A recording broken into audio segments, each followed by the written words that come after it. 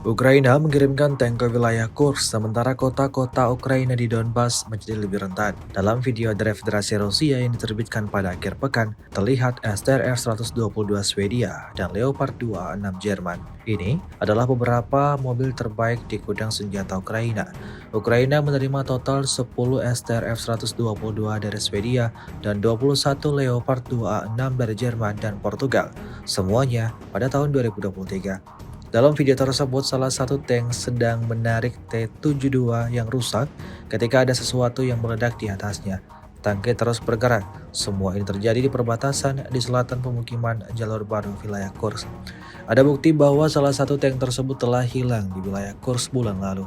Dalam video itu, terbakar setelah drone FPV tiba. Forbes menyatakan keraguan bahwa Ukraina akan menerima lebih banyak mobil seperti itu.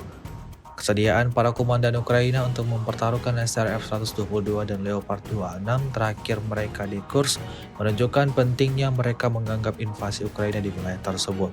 Upaya invasi ini merugikan Ukraina dan merugikan kota-kota di Donbas.